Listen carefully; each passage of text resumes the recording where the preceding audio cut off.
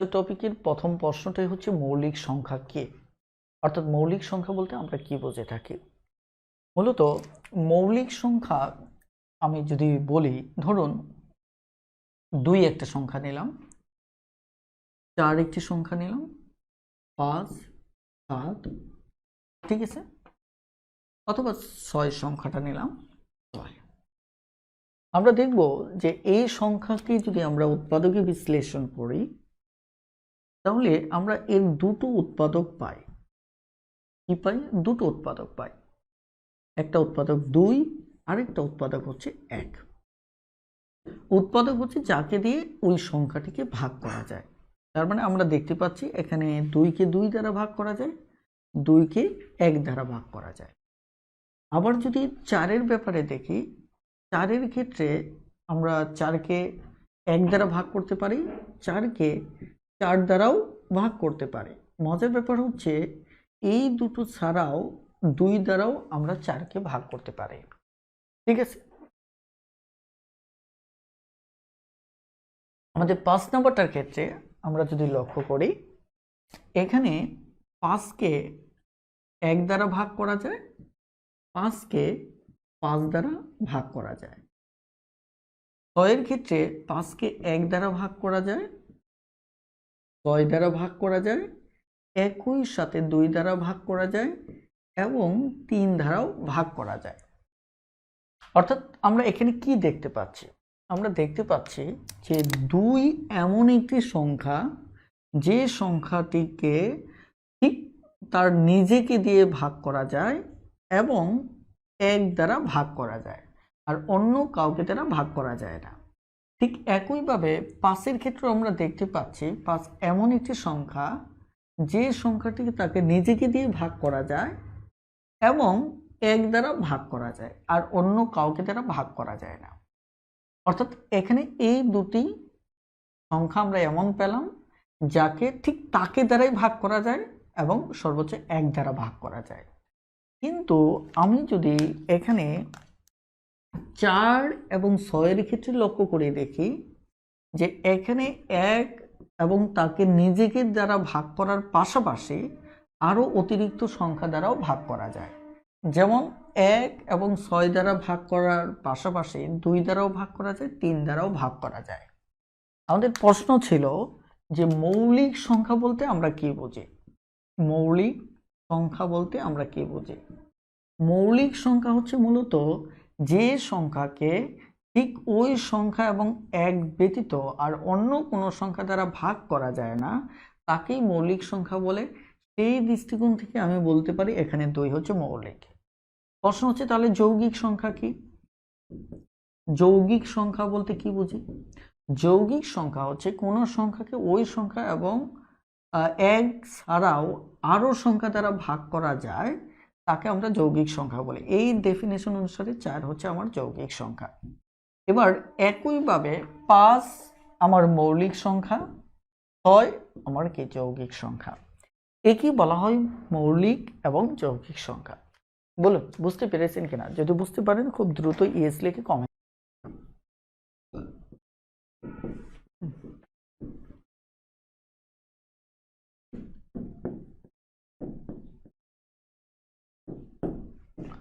ওকে, আমরা প্রথমত যে বিষয়টি দেখব, ভালো করে খেয়াল করেন, সেটি হচ্ছে আমরা প্রথমত দেখব যে প্রথম মৌলিক সংখ্যাটা হচ্ছে 2। অর্থাৎ 2 হচ্ছে আমাদের প্রথম মৌলিক সংখ্যা। 1 আমাদের মৌলিক সংখ্যা না, কারণ আর এখানে প্রত্যেকটা সংখ্যাতেই 1 আছে। আমাদের কথা হচ্ছে যে মৌলিক সংখ্যার ডেফিনেশনে যে কোনো সংখ্যাকে ওই সংখ্যা এবং 1 দ্বারা ভাগ করা যাবে, এবং কোনো সংখ্যাকে ওই সংখ্যা এবং 1 এর মধ্যে আলাদা ভিন্ন সংখ্যা হবে। কিন্তু 1-এর ক্ষেত্রে আমার সেটি হয় না, সবসময় একই হয়। তো যাই হোক, আমার 2 হচ্ছে আমার কি মৌলিক সংখ্যা, 3 হচ্ছে মৌলিক সংখ্যা। আমার একটা জিনিস সবসময় মনে রাখবেন যে আমাদের যত মৌলিক সংখ্যা আছে এই সমস্ত মৌলিক সংখ্যার মাঝে মাত্র একটা মৌলিক সংখ্যা হচ্ছে জোড়, আর সেটি হচ্ছে আমাদের কোনটা? 2। আর বাকি যত জোড় সংখ্যা আছে সবই যৌগিক সংখ্যা। তার মানে আমরা তাদেরকে কেটে দিতে পারি। ঠিক আছে, তাদেরকে যদি কেটে দেই ওকে, তাহলে আমরা একটা সিদ্ধান্তে আসতে পারি, সেটি হচ্ছে আমাদের মৌলিক সংখ্যার এরিয়াটা ছোট। কারণ আমরা যদি 100 পর্যন্ত চিন্তা করি তাহলে অর্ধেক এমনিতেই বাদ যাচ্ছে জোড় সংখ্যা হওয়ার কারণে। তার মানে আমরা 2 ব্যতীত বাকি যত মৌলিক সংখ্যা বের করব সবগুলোর প্রথম শর্ত হচ্ছে বিজোড় সংখ্যা কিনা। প্রথম শর্ত কি? বিজোড় সংখ্যা কিনা। ওকে, তারপর আমরা যে তথ্যটি পেলাম যে 2 একমাত্র জোড় মৌলিক সংখ্যা, তার মানে বাকিগুলো বেজোড়। তাহলে এখানে দেখতে পাচ্ছি আমাদের 5 হচ্ছে মৌলিক সংখ্যা, 7 মৌলিক সংখ্যা, 9 আমাদের মৌলিক সংখ্যা নয়। কারণ 9কে আমরা 9 দ্বারাও ভাগ করতে পারি, 3 দ্বারাও ভাগ করতে পারি। তাহলে এই জায়গা থেকে 9 বাদ যাবে। 11 মৌলিক সংখ্যা, 13 মৌলিক সংখ্যা, 15 মৌলিক সংখ্যা না। কারণ একে 1 দ্বারা ভাগ করা যায়, 15 দ্বারা ভাগ করা যায়, 3 দ্বারা ভাগ করা যায়, 5 দ্বারা ভাগ করা যায়, এই কারণে 15 বাদ। এবার আসেন 17 মৌলিক সংখ্যা, 19 মৌলিক সংখ্যা, 21 মৌলিক সংখ্যা না। 21কে দুভাবে বাদ দিতে পারেন। তো এটি যেহেতু ছোট সংখ্যা, সো আপনি 3 7 21, এটা সহজেই বোঝা যায় যে 3 দ্বারা ভাগ করা যায়, 7 দ্বারা ভাগ করা যায়। আরেকটা ব্যাপার হচ্ছে 3-এর বিভাজ্যতা নীতি যদি অনুসরণ করেন, 2 1 3, এটি কেন অনুসরণ করতেছি? এই 21কে ভাগ করার জন্য না, যাতে করে আপনি অভ্যস্ত থাকেন যে কোনো সংখ্যা 3 দ্বারা ভাগ যায় কিনা, সেটা টেস্টের ফর্মুলাটা যাতে আপনি ব্যবহার করার অভ্যাস থাকে। তাহলে এটা ভাগ করে, তার মানে 21কে 3 দ্বারা বিভাজ্য, তার মানে এটিও আমার কি মৌলিক সংখ্যা না। তাহলে 23 মৌলিক সংখ্যা, 25 আমার মৌলিক সংখ্যা না। একইভাবে 27 মৌলিক সংখ্যা না, কারণ একে 3 দ্বারা ভাগ করা যায়। 29 মৌলিক সংখ্যা। এবার আসেন এই জায়গায় আমরা এই যে 5 পেলাম, 5 হচ্ছে আমাদের মৌলিক সংখ্যা, তার আগে পেয়েছিলাম 2 হচ্ছে আমার মৌলিক সংখ্যা। এটা একমাত্র জোড় সংখ্যা, একমাত্র জোড় মৌলিক সংখ্যা, ঠিক আছে, একমাত্র জোড় মৌলিক সংখ্যা, ঠিক আছে। তারপর লক্ষ্য করেন যে আমরা 3 মৌলিক সংখ্যা পেলাম 5। দেখেন আমাদের এই 5 মৌলিক সংখ্যা কিন্তু একক স্থানে 5 আছে, বাকি সমস্তগুলো আমাদের কি যৌগিক সংখ্যা। দেখেন 15 যৌগিক, 25 যৌগিক। একইভাবে দেখেন 5 ব্যতীত আপনি 15 লেখেন, 25 লেখেন, 35 লেখেন, 45, 55, এগুলি সবই যৌগিক। অর্থাৎ একক স্থানে 5 আছে, একমাত্র 5 ব্যতীত বাকি সবগুলোই যৌগিক হবে। তার মানে আমরা খুব সহজেই সেটাও তাহলে 5 ব্যতীত বাকি একক স্থানে 5 আছে, এটা বাদ দিতে পারি। তার মানে আমরা বলতে পারি একক স্থানে শুধু 5 মৌলিক সংখ্যা, অর্থাৎ বাকিদের ছাড়া, একক স্থানে 5 আছে বাকিদের ছাড়া আমার শুধুমাত্র 5 মৌলিক সংখ্যা। আরেকটা বিষয় আমরা যেটা পেলাম যে সকল মৌলিক সংখ্যা বিজোড় সংখ্যা থেকে আসবে। কি থেকে আসবে? বিজোড় সংখ্যা থেকে আসবে। এই তথ্যগুলো আমরা আপাতত মাথায় রাখবো। এবার এখান থেকে আমি শর্টকাট কিছু তথ্য বের করব। প্রথমত কি কি যাচাই করতে হবে, যে নিচের কোনটি মৌলিক সংখ্যা, এটি বের করার জন্য কি যাচাই করতে হবে।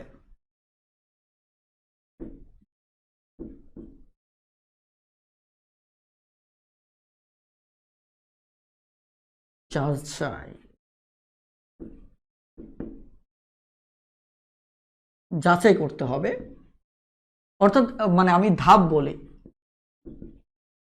কি কি ধাপ আপনাকে অনুসরণ করতে হবে। প্রথম সংখ্যা আপনার দেখতে হবে যে সংখ্যাটা জোড় কিনা, এটা প্রথমত দেখতে হবে। তারপর দেখতে হবে যে সংখ্যাটার একক স্থানে 5 আছে কিনা, একক স্থানে 5 ব্যতীত 5 আছে কিনা। তারপর আপনাকে দেখতে হবে সংখ্যাটি 3 দ্বারা বিভাজ্য কিনা। অর্থাৎ এই যে 3টা শর্ত প্রথমত আপনি দেখবেন, এই 3টা শর্ত যদি পান তাহলে এই 3টা শর্ত থাকলে এটা আমার কি হবে? যৌগিক সংখ্যা হবে। কি হবে? যৌগিক সংখ্যা হবে। এটা শতভাগ নিশ্চিত। এই 3টা শর্তে যে কোনো একটা শর্ত মিলে গেলে আমাদের কি হবে? এটা যৌগিক সংখ্যা হবে। কথাটা ক্লিয়ার? একটু জাস্ট মিনিট, আপনাদের কমেন্ট দেখতে পাচ্ছি না।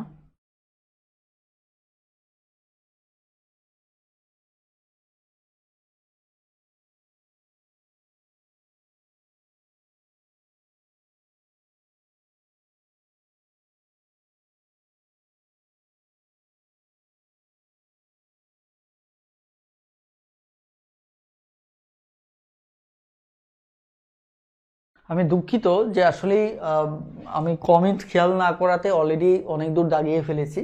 আপনারা একটু কথাগুলি মিলিয়ে নেন, ইনশাল্লাহ এর পরেরগুলো এমনটা হবে না। হ্যাঁ, আবার লিখতে গেলে অনেক সময় লাগবে। হ্যাঁ, আপনারা একটু কথাগুলো মিলিয়ে নেন, এরপরে আমি নিচে লিখতেছি। দেখেন, তাহলে ধাপগুলোর এক হচ্ছে জোড় সংখ্যা যদি হয় যৌগিক, একক স্থানে যদি 5 থাকে 5 ব্যতীত, আর এখানেও আমার কি 2 ব্যতীত, 2 ব্যতীত, ঠিক আছে। এখানে কি 5 ব্যতীত, ঠিক আছে, 5 ব্যতীত, এই ক্ষেত্রে 2 ব্যতীত, এই ক্ষেত্রে 5 ব্যতীত। আরেকটা হচ্ছে যদি 3 দ্বারা বিভাজ্য হয়, 3 দ্বারা বিভাজ্য হয়, কথাটা বুঝতে পারছেন কিনা? তাহলে এরা আমার মূলত কি হবে? এরা মূলত হবে আমার যৌগিক সংখ্যা। কি হবে? যৌগিক সংখ্যা। আর যদি চলুন আমরা তাহলে কিছু সংখ্যা দেখি, তাহলে বুঝতে সুবিধা হবে, ঠিক আছে। তো স্বাভাবিকভাবে আমরা যদি প্রথম একটা সংখ্যা নিয়ে কাজ করি, যেমন আমি 117 নিয়ে কাজ করলাম, যে 117 আমার মৌলিক সংখ্যা কিনা। আমি প্রথমত শর্তটা দেখলাম যে এটি জোড় সংখ্যা না, ওকে, এর একক স্থানে 5 নেই। এখন তৃতীয় শর্তটা হচ্ছে এটি 3 দ্বারা বিভাজ্য কিনা। তাহলে 1 1 7 কত হচ্ছে 9, 9কে 3 দ্বারা ভাগ করা যায়, তার মানে একে 3 দ্বারা ভাগ করা যায়, মানে হচ্ছে এটি আমার যৌগিক, এটি আমার কি যৌগিক, ঠিক আছে। এবার আমরা আরো একটা সংখ্যা নেব 142। আপনারা একটু দ্রুত কমেন্টে জানিয়ে দিন 142 মৌলিক না যৌগিক সংখ্যা? 3 দ্বারা বিভাজ্য কিনা এটা কিভাবে বুঝবেন, এটি নিয়ে কিন্তু আমি মূল ক্লাসে কথা বলেছি। প্লিজ গত ক্লাসটি যারা মিস করেছেন তারা অবশ্যই গত ক্লাসটি দেখে নেবেন, ঠিক আছে।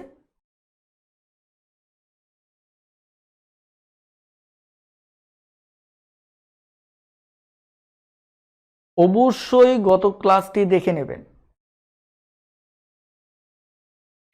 ওকে। দেখেন, অলরেডি অনেকে এটা মৌলিক কমেন্ট করে ফেলেছেন, কিন্তু না, এটা মৌলিক কেমনে হয়? প্রথম শর্তটাই তো আমার মিলে যাচ্ছে, এটি জোড়। এটি জোড় যদি হয় তাহলে এটা উত্তর কি হবে? যৌগিক। এটা উত্তর কি হবে? যৌগিক।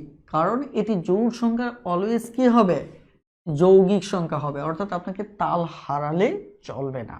এবার আসেন আমরা যদি পরবর্তী কনসেপ্টটা দেখি, ধরেন 143, 143 না, আপনি বলেন তো 141 এটা মৌলিক নাকি যৌগিক? কমেন্টে জানান,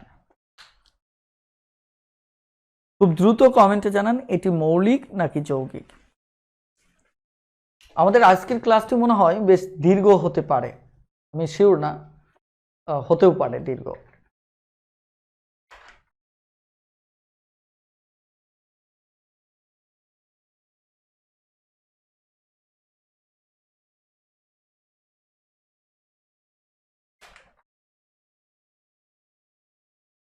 গুড, এটি হচ্ছে আমার যৌগিক। কিভাবে দেখেন, এটি জোড় না, ইটস ওকে, ওকে।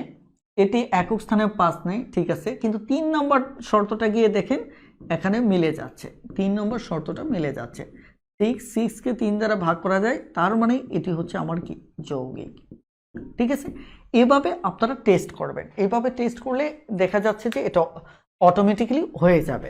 এবার আসেন আপনারা আমাকে একটু বলুন যে 119 এটি মৌলিক নাকি যৌগিক? 119, 119 এটি মৌলিক নাকি যৌগিক?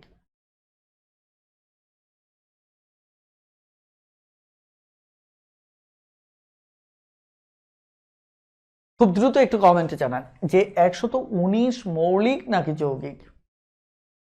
দেখেন, এবার আমি আপনাদেরকে একটা দারুণ টেকনিক শেখাবো, এই জায়গায় একটু মাথায় রাখবেন, দারুণ টেকনিক শেখাবো, ঠিক আছে। টেকনিকটা ভালো করে খেয়াল করেন। প্রথম ধাপ, নো, এটি জোড় না। 2 নম্বর ধাপ, একক স্থানে 5 নেই। 3 নম্বর ধাপ, যে এটি 3 দ্বারা বিভাজ্য কিনা, তিন দ্বারা বিভাজ্য কিনা, বিভাজ্য না। তার মানে কি, এখন আপনি যখন তিনটাতেই ক্রস পড়লো, এটি জোড় না, একক স্থানে 5 নেই, তিন দ্বারা বিভাজ্য না। এখন প্রশ্ন হচ্ছে তার মানে কি এটি মৌলিক? নো নো নো, আমরা এই জায়গায় কিন্তু আমরা এর মানে এটি সিদ্ধান্ত নিতে পারি না এটি মৌলিক। এর জন্য আমাকে একটা কাজ করতে হবে। আরো এটাকে যদি আমি ধাপ 1 বলি, এবার আপনাকে যেতে হবে ধাপ 2তে। ধাপ 2তে কোথায় যেতে হবে? ধাপ 2তে। কখন? যখন তিনটাই কি হবে? ক্রস হবে, তখন ধাপ 2তে যাবেন। ধাপ 2তে কাজ কি? ভালো করে মাথায় রাখেন। ধাপ 2র কাজ কি? ধাপ 2র কাজ হচ্ছে, তার আগে ছোট্ট একটা কনসেপ্ট আপনারা জেনে রাখেন।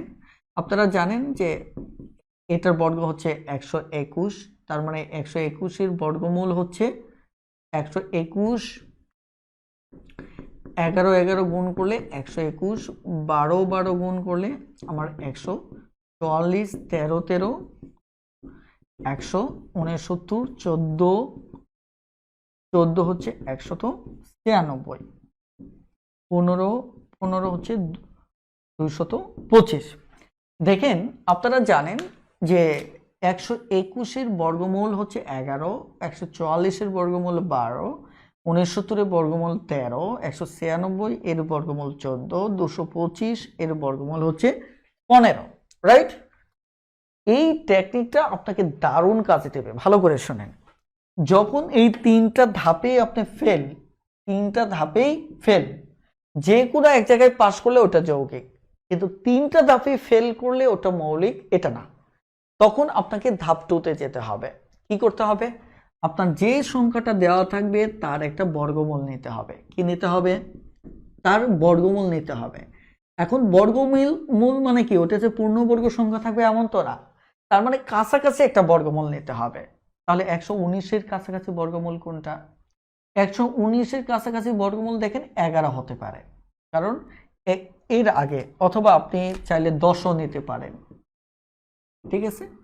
10ও নিতে পারেন, কিন্তু আমরা 11ই নেব, ঠিক আছে? তাহলে কাছাকাছি একটা বর্গমূল আমরা নিলাম কত? 11, ঠিক আছে? কিন্তু একটু ভালো করে খেয়াল করে দেখেন, কাছাকাছি একটা বর্গমূল আমরা কত নিলাম? 11 নিলাম। এরপর আপনার কাজ কি? এরপর কাজ হচ্ছে এর আগের মৌলিক সংখ্যাগুলো লিখে ফেলা। যেমন 7 আছে, আমার কত আছে? 5 আছে, 3 আছে, 2 আছে। অর্থাৎ আমরা এভাবে তার বাম পাশে মৌলিক সংখ্যাগুলো আমরা লিখে ফেলব। লিখার পর আমার কাজ কি? লিখার পর আমার কাজ হচ্ছে এদেরকে দ্বারা ভাগ করব। 2 দ্বারা ভাগ যাচ্ছে না, 3 দ্বারা ভাগ যাচ্ছে না, 5 দ্বারা ভাগ যাচ্ছে না। এখন দেখব 7 দ্বারা ভাগ যায় কিনা। 119কে যদি 7 দিয়ে ভাগ করেন, 7কে 7, 4, 9, 7 7 49, তার মানে 7 দ্বারা একে ভাগ করলে আমার ভাগ যাচ্ছে। তার মানে হচ্ছে যদি এদের কোনোটা দ্বারা একে ভাগ করা যায়, উত্তর যদি এবার চতুর্থ ধাপে গিয়ে হা হয়, দেখেন 4টা ধাপ, 3টাই নেগেটিভ, এটা হা হলেও এটি আমার কি? যৌগিক, ঠিক আছে? তার মানে 119 হচ্ছে আমার যৌগিক। এখন যদি চতুর্থ ধাপটা গিয়েও আপনার হা না হয়, তাহলে সেটি কি? মৌলিক। যেমন আমরা আরেকটা সমস্যা দেখি, আপনাদের বুঝতে সুবিধা হবে। ধরেন আমি 113 দেখব, 113 কাছাকাছি বর্গমূল আমি কি 11ই নেই, তাই কিনা? 7, তারপর কত? 5, 3, 2, রাইট? এবার 2 দ্বারা ভাগ যাচ্ছে না, 3 দ্বারা যাচ্ছে না, 5 দ্বারা যাচ্ছে না, বাদ। এবার 7 দিয়ে যদি দেই, 7 দিয়ে দিলে 113, 7 দিয়ে দিলে কত থাকবে? 4 43, এটাও যাচ্ছে না, এটাও বাদ। 11 দিয়ে তো যাবেই না, কারণ 11 এমনি বেশি নিয়ে ফেলেছি। তারপরও আমরা একটু ভাগ করে দেখি একবার, তার মানে এটাও যাচ্ছে না। তার মানে এবার আমি দাবি করতে পারি এটি মৌলিক। তাহলে এটার রেজাল্টটা কি হলো? আমি ডান পার্শ্বে যদি খেয়াল করে দেখেন, এটার রেজাল্টটা যদি এই পাশে আমি তুলে ধরি, তার মানে এটা সঠিক ছিল। তাহলে এই পাশের রেজাল্টটা আমি তুলে ধরি, এটার রেজাল্টটা আমি বামে তুলে ধরবো, এটাটা ডানে তুলে ধরেছিলাম। দেখেন, প্রথম যে ধাপ জোড় না, ওকে, একক স্থানে 5 নেই, 3 দ্বারা বিভাজ্য না, এবং আমরা লাস্ট ধাপে যেটা নিলাম যে কাছাকাছি বর্গমূল নিয়ে এর যে মৌলিক সংখ্যাগুলো ছিল সেগুলো দ্বারা তাকে ভাগ করার পরেও ভাগ যাচ্ছে না, তার মানে 4টা ধাপই নেগেটিভ। সবকটা ধাপ নেগেটিভ হওয়ার মানে হচ্ছে এবার এটি মৌলিক সংখ্যা। এটি কি মৌলিক সংখ্যা? ওকে, বুঝতে পেরেছেন কিনা ইয়েস লিখে একটু কমেন্ট করুন খুব দ্রুত।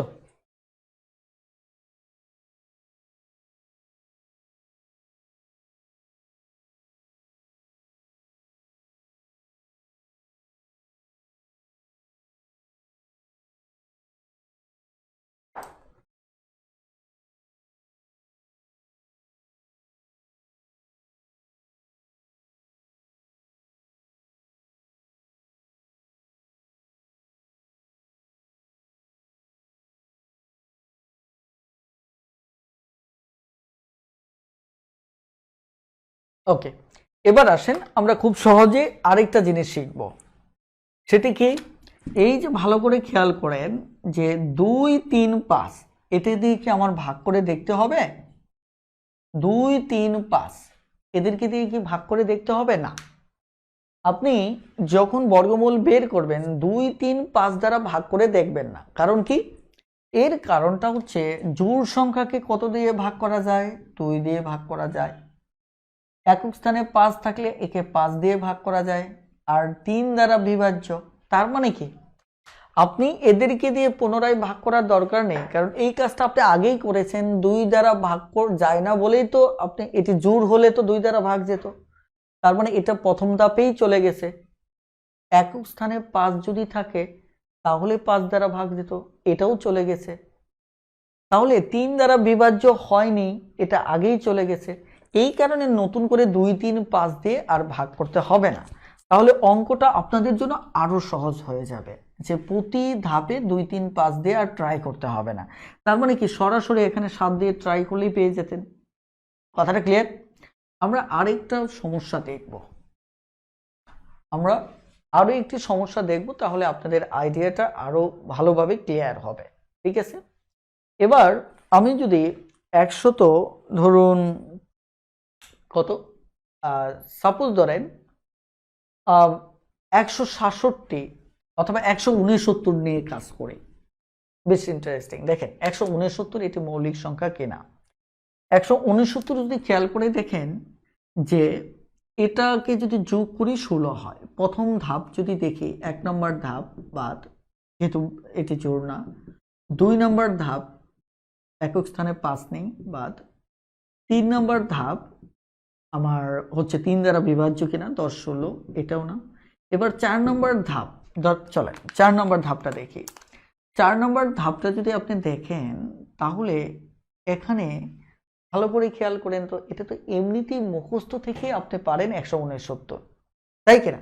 169 যদি মুখস্থ থাকে ভালো, কিন্তু ধরেন মুখস্থ নেই, তাহলে আপনি কি করবেন?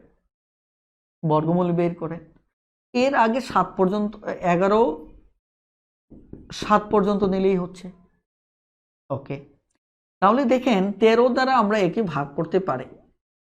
13 দ্বারা যদি ভাগ করি তাহলে আমাদের এখানে 13, 3, 39, 3, 13, 13 আর 13 হবে।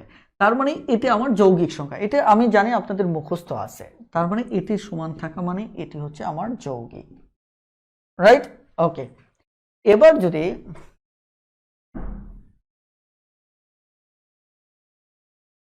ভালো করে খেয়াল করে দেখেন, আপনারা লাস্ট একটা সমাধান করবেন, তারপর ইনশাল্লাহ আমরা সামনে চলে যাব। 181,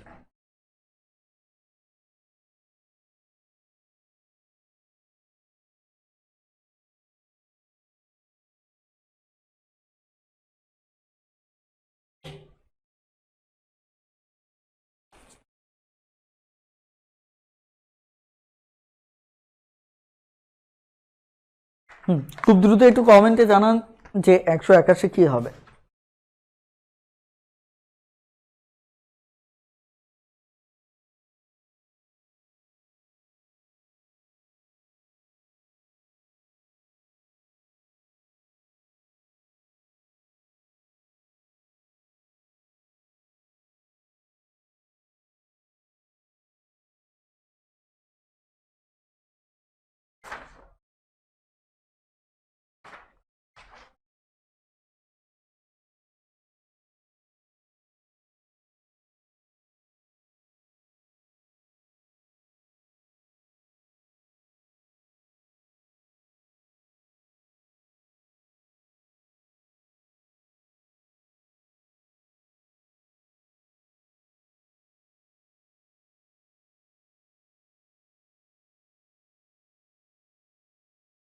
ওকে, তাহলে এটি হবে আমাদের কি মূলত মৌলিক সংখ্যা, রাইট? ওকে, তাহলে আমরা মোটামুটিভাবে নিচের কোনটি মৌলিক সংখ্যা সেটা আমরা পারবো। এই রিলেটেড আমাদের একটা অঙ্ক আছে 155 নম্বর। দেখেন 155 নম্বর আমাদের যে অঙ্কটি রয়েছে সেটা একটু খেয়াল করেন। 155 নম্বর অঙ্কটা, 155 নম্বর অঙ্কে কি বলা হচ্ছে? 155 নম্বর অঙ্কে বলা হচ্ছে যে কোনটি মৌলিক সংখ্যা নয়। যেমন 221 হচ্ছে প্রথম, এটি মৌলিক কিনা? তাহলে এটি মৌলিক কিনা এটাকে আপনাকে আগে জাস্টিফাই করতে হবে। এই 3টা ধাপে এটা ফেল। তাহলে সরাসরি আমি চতুর্থ ধাপে চলে যাচ্ছি। তাহলে চতুর্থ ধাপে যদি চলে যায় তাহলে আমার যে সংখ্যাটা আসবে এটা 14 আসবে, এর আগে 13, তারপর হচ্ছে 11, 7, রাইট? এবার যদি আপনি 11 দিয়ে ভাগ করলে হবে না, তাই কিনা? যদি 7 দিয়ে ভাগ করেন তাহলে 3 7 21 থাকে 1, এটাও হবে না। এবার 13 দিয়ে যদি ভাগ করেন এটাও বাদ। 13 দিয়ে যদি 221কে ভাগ করেন প্রথমবার কত যাচ্ছে? একবার। একবার যদি 13 হয় তাহলে এখানে কত? 7 আর কত? 2, 9, তাই কিনা? হাতের 1 2, তাহলে এখানে কত থাকে? 13। তাহলে 7 13 আমার কত হচ্ছে? 91। তার মানে এটা ভাগ যাচ্ছে, তার মানে এটি হচ্ছে আমার যৌগিক। এখন প্রশ্নে বলা হচ্ছে কোনটি মৌলিক নয়, তাহলে উত্তর ক নাম্বার? এখন মনে করেন যে বাকিগুলো আপনি একইভাবে জাজ করে নিতে পারেন। আমরা যেহেতু উত্তর পেয়ে গেছি তাহলে আর সামনে এগোচ্ছি না। কথাটা ক্লিয়ার? বাকি অপশনগুলো আছে, 227 আছে, 223 আছে, এগুলো আপনারা ট্রাই করে দেখতে পারেন। যেমন আমাদের বিসিএসে বেশ কয়েকবার যে প্রশ্ন আসছিল, এই 91টা আসছিল। 91টা অনেকবার পরীক্ষায় আসে যে এটা মৌলিক নাকি যৌগিক। আপনি স্বাভাবিকভাবে অনেকে নামতার দুর্বলতা থাকলে এটা মৌলিক বলতে পারেন, কিন্তু ওই যে একটু আগে বললাম 7 13 কত? 91। কথাটা ক্লিয়ার? যেমন আরেকটা সংখ্যা আমাদের আসে 143।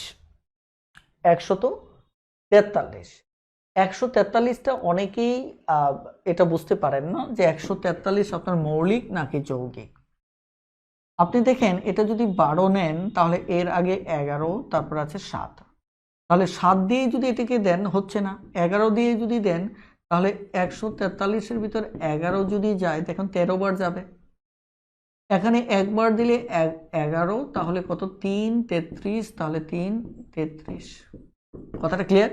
তার মানে খেয়াল করে দেখেন আমার এটি দ্বারা ভাগ যাচ্ছে, তার মানে 143 হচ্ছে আমার যৌগিক সংখ্যা। এটাও বিসিএস পরীক্ষায় আসছিল। ক্লিয়ার? ওকে, তাহলে আশা করি এই টাইপের সমস্যা যদি আসে তাহলে আপনারা পারবেন ইনশাআল্লাহ। এবার আসেন আমি অন্য একটি প্রশ্নে চলে যাচ্ছি, এই ধাপটা শেষ আমাদের। এবার যে ধাপটি নিয়ে আমি কথা বলবো সেটি হচ্ছে মূলত যে একটা রেঞ্জ থেকে যদি বলা হয়, ধরেন 2 থেকে 31 পর্যন্ত কয়টা মৌলিক সংখ্যা আছে, ঠিক আছে? অথবা আপনাকে বলা হলো 2 থেকে 31 এর মধ্যে কয়টা মৌলিক সংখ্যা আছে, অথবা 2 এবং 31 এর মধ্যে মৌলিক সংখ্যা কয়টা, ঠিক আছে? এই টাইপের অঙ্ক আমাদের প্রায় আসে। এটা একটু জায়গা দিয়ে লিখতেছি। 2 এবং 31 এর মধ্যে আমার কয়টা মৌলিক সংখ্যা আছে, রাইট? চলুন ব্যাপারটা একটু দেখা যাক। এর আগে আমাদের ছোট্ট একটা ভাষা শিখে নিতে হবে। ভাষাটা কি দেখেন, এই ভাষাটার মানে কি বোঝাচ্ছে? 2 থেকে এত পর্যন্ত, 2 থেকে এত পর্যন্ত 31 পর্যন্ত, যদিও আমি 31 পর্যন্ত নেইনি, আমি এই যাত্রায় 31 পর্যন্ত নিয়ে নিলাম। এর মানেটা হচ্ছে 2 থেকে থেকে 2 থেকে এইটুকু তো বোর্ডে মনে হয় দেখা যাচ্ছে, 2 থেকে 2 থেকে, অর্থাৎ এটা হচ্ছে স্টার্টিং পয়েন্ট। স্টার্টিং পয়েন্টটা হচ্ছে 2 থেকে, 2 থেকে, অর্থাৎ আমি কিন্তু 3 থেকে বলতে পারবো না, আমি কিন্তু হিসাব 3 থেকে করতে পারবো না, আমি 3 থেকে হিসাব করতে পারবো না, আমাকে এই যে ঠিক 2 এর মাথা বরাবর থেকে হিসাব করতে হবে। 2 থেকে 31 পর্যন্ত আমি কিন্তু এই পর্যন্ত হিসাব করলেও হবে না, আমাকে ঠিক এই পয়েন্টটা পর্যন্ত হিসাব করতে হবে, যেটি হচ্ছে আমাদের এন্ডিং পয়েন্ট, যেটা হচ্ছে আমাদের কি এন্ডিং পয়েন্ট। অর্থাৎ 2 থেকে থেকে কথাটা থাকলে ঠিক যে সংখ্যাটা বলবে তার মাথা থেকে হিসাব করতে হবে, পর্যন্ত কথাটা থাকলে লাস্টে যেটা থাকবে তার মাথা পর্যন্ত হিসাব করতে হবে। তার মানে এটাকে আমরা বলবো 2 থেকে থেকে কথাটা থাকলে এইটি যদি মৌলিক সংখ্যা হয় তাহলে যোগ করতে হবে। সবসময় শর্তটা মনে রাখবেন, এই কথাগুলো যা বলতেছি সব মৌলিক সংখ্যা হলে তবেই আপনার হিসাবে তারতম্য হবে, মৌলিক সংখ্যা না হলে হিসাবে তারতম্য হবে না। তাহলে পর্যন্ত কথাটা থাকলে তাহলে আমার ওটা সহ হিসাব করতে হবে। আমি আবারও বলছি, কেবলমাত্র যদি এরা মৌলিক সংখ্যা থাকে তবেই এই হিসাবগুলো প্রভাব ফেলে। কথাটা ক্লিয়ার? এবার আসেন, আমাদের যদি বলা হয় 2 থেকে 31 এর মধ্যে, 2 থেকে 31 এর মধ্যে, 31 এর মধ্যে তার মানে 31 বাদ, তাহলে থেকে থাকলে ওটা হচ্ছে ওই সংখ্যা থেকে শুরু, মধ্যে থাকলে তাহলে ওটা এই মধ্য মানে কি তার আগে, তার মানে এটা কি বাদ, ঠিক আছে? এরপর বলা হচ্ছে 2 এবং 31 এর মধ্যে, 2 আর 31 এর মধ্যে তার মানে কি স্টার্টিং এবং এন্ডিং পয়েন্ট বাদ, 2 ও 31 এর মধ্যে তার মানে কি স্টার্টিং এবং এন্ডিং পয়েন্ট বাদ, অর্থাৎ এবং কথাটা এবং এর মধ্যে থাকলে তাহলে এইটি যদি মৌলিক সংখ্যা হয় তাহলে ওটা কাউন্ট থেকে বাদ দিতে হবে। ক্লিয়ার? যদি বাদ দিতে হয় তাহলে আমাদের এখানে কি দাঁড়াচ্ছে, এটা এন্ডিং পয়েন্ট যদি হয় তাহলে দেখেন আমাদের এখানে কি দাঁড়াচ্ছে। প্রথমত হচ্ছে 2 থেকে 31 পর্যন্ত, আমরা জানি 1 থেকে 30 পর্যন্ত হচ্ছে 10টা, 1 থেকে 30 পর্যন্ত কয়টা? 10টা, আর 31 সহ ও নিজেকে কাউন্ট করতে হবে, তাহলে কয়টা? 11টা। এবার আসে 2 থেকে 31 এর মধ্যে, তাহলে 2 সহ 30 পর্যন্ত 10টা, 31 এর মধ্যে 31 বাদ, তাহলে এখানে কয়টা হবে? 10টা। এবার আসেন 2 ও 31 এর মধ্যে, তাহলে 2 ও বাদ 31 ও বাদ, তাহলে 1 থেকে 30 পর্যন্ত টোটাল ছিল 10টা, এখান থেকে 2 বাদ, তাহলে এখানে হলো 9টা, আর 31 এর মধ্যে তার মানে 31 ও বাদ, তাহলে আমার কয়টাই থাকবে? 9টা থাকবে। এবার একটু কমেন্টে জানান যে বুঝতে পেরেছেন কিনা।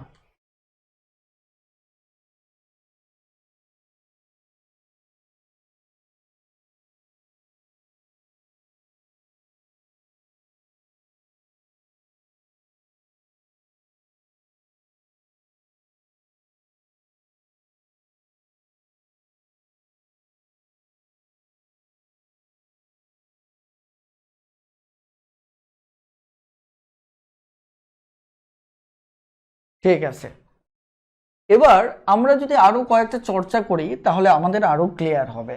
ধরেন এটা যদি আমি ধরেন কি দেই, 32 দেই, এটা 32 দিলাম, আর এটা ধরেন এটা 2 থাকলো, তাহলে এবার কয়টা হবে? 2 থেকে 32 পর্যন্ত, 2 সহ 32 এর আগ পর্যন্ত, তাই না?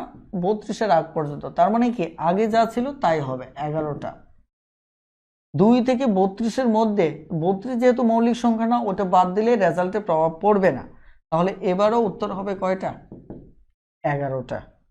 2 এবং 32 এর মাঝে শুধু 2টা বাদ যাবে, 31 পর্যন্ত যেহেতু 11টা, 32-এর মধ্যে মানে কি, এর মধ্যে, তার মানে কি 31 তো আর হিসাব থেকে বাদ যাচ্ছে না, তাহলে শুধু বাদ যাচ্ছে কোনটা, এই একটা, বাকিগুলি টিকে যাচ্ছে। এটা এই জায়গায় হয় 31ও টিকে যাচ্ছে, তাহলে এখানে হবে কয়টা, 10টা। ঠিক আছে, এবার যদি আপনাকে এরকমটা বলা হয়,